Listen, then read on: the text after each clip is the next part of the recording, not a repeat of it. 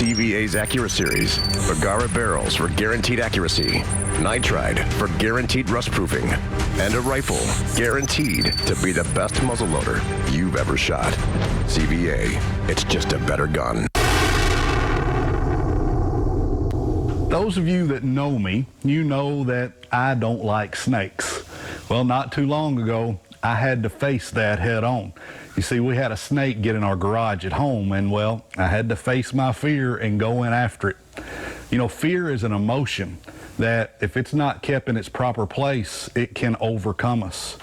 In the Gospel of John, chapter 16 and verse 33, Jesus was teaching his disciples, and he said this, "These things I have spoken to you, that in me you will have peace."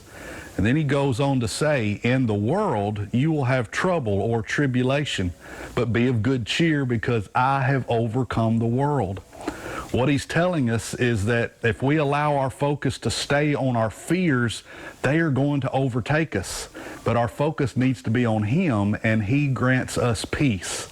So my challenge for you this week is this. All the things that the world is throwing at us that can make us fearful, I want to challenge you to change your perspective. Look at them through the eyes of God. 365 different verses in the Bible tell us, do not fear. So I think God meant for us to get that message. Hey, thanks for watching this week. We pray that you were blessed. And always remember, keep shooting straight.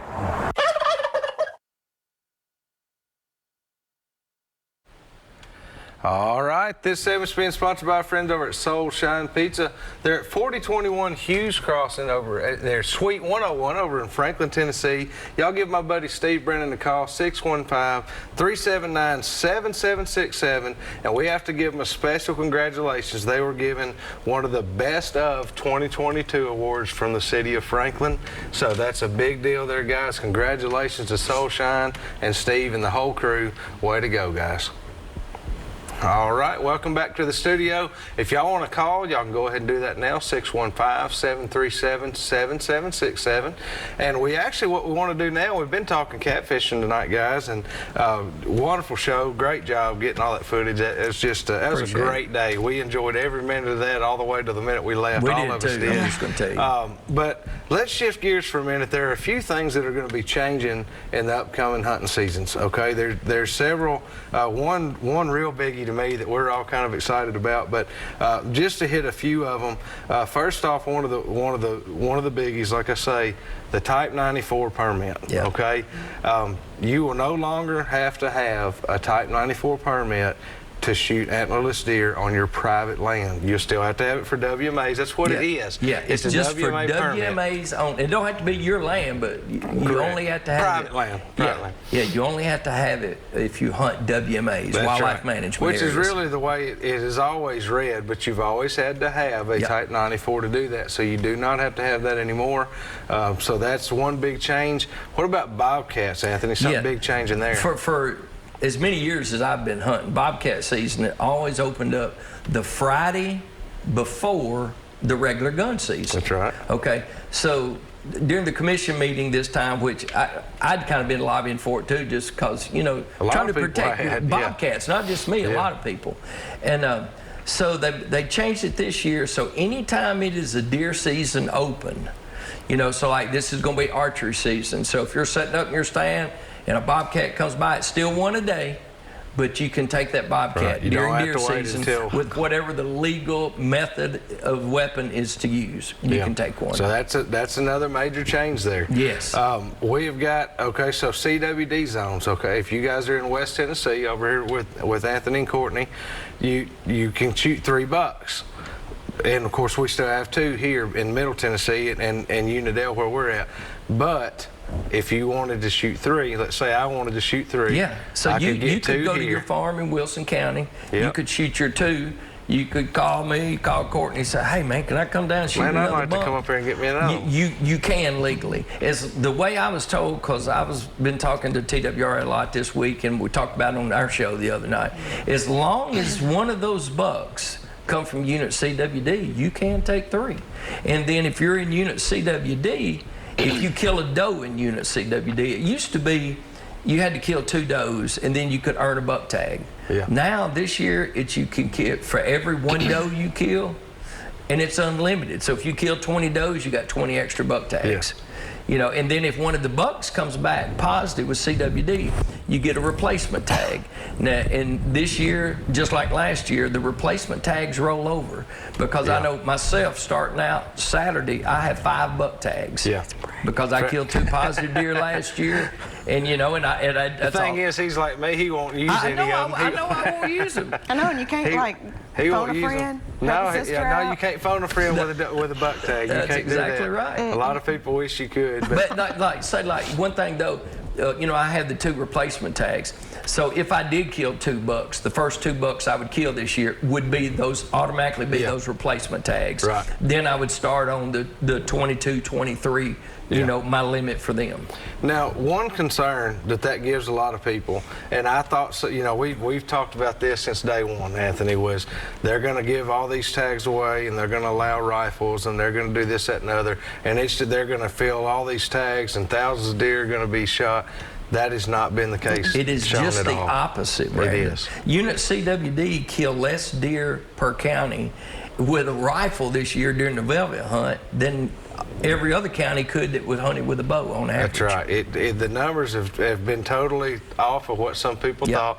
A lot of people got out there that first year, got a velvet deer, and they've kind of backed off of it ever since. What was funny about that first year, it still wasn't that high. Even TWRA, you know, they asked me how many I thought we would kill, and I said 75 to 100, and I'm not going to call their names. A couple of them laughed. They said, no, it'd probably be 400 or 500. I said, no way. It was 61 killed that year. Yeah, but I mean, they respect the deer there just like they do anywhere else. They're not just going to go in there. They're giving all these tags, just like in Unidale, they're giving all these tags to give the opportunity. That don't mean you have to. In Unidale, you can shoot, 128 deer a year or something like that. This year, nobody's going to do that. You know, in our county, if it worked out right, you know, counting, if you had, if you kill the does and then get the buck tags, you could kill almost 500 deer. Right. So it's not it's nothing to worry about with that, as far as nobody's going to go out there and be trying to do anything crazy. It's just the opportunities being placed there.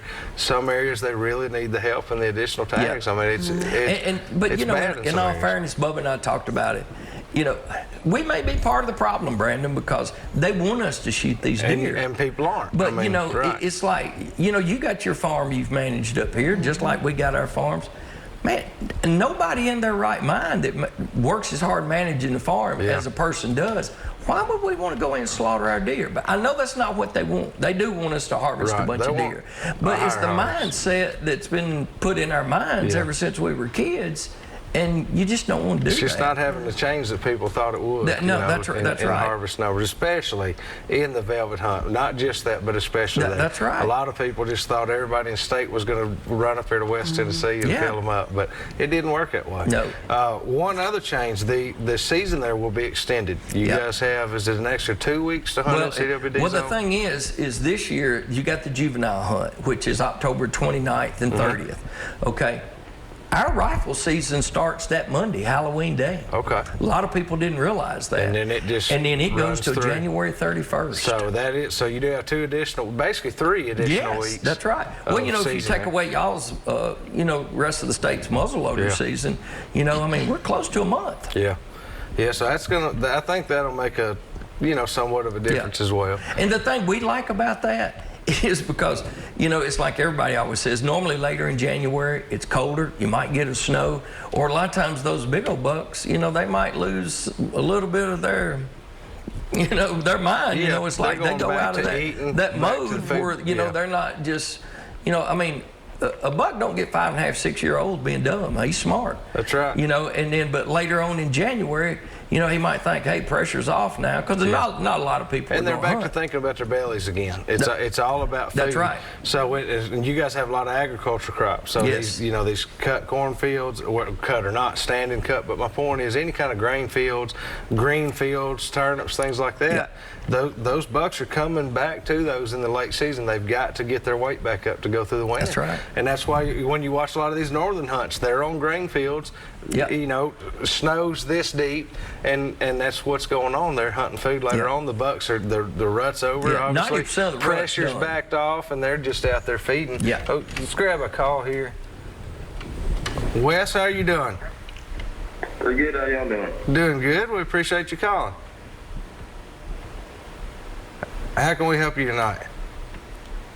Yeah, I watched your show last week, and I bought some of that dander cover spray. Yeah. And I've never used a cover scent. I've always just used an eliminator, and I was wondering if you guys could kind of tell me how that's supposed to go.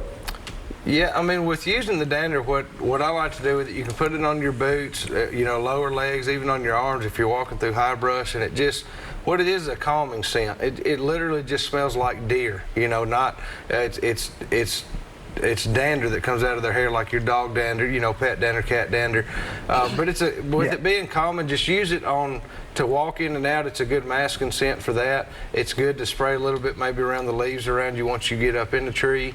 Anytime you want to calm, right at the base of your stand is a great place to use it because you've stepped around that a lot more, you know, or around, you know, as you get closer to your blind. But it is just a calming type scent, and it's going to help to cover any scent that you might have put down. It doesn't eliminate it. It's a mask, you know, it'll help cover it up. But use it anywhere you might make contact with something. Is there a certain amount, or can you use too much? Or you could definitely use too much, yes. I mean, absolutely. You don't want it to smell unnatural, just a big pile of it all at once. And the way that Dan describes it, if he's setting up a scrape, he'll set just a few squirts in the scrape of the green bottle, not the yellow bottle.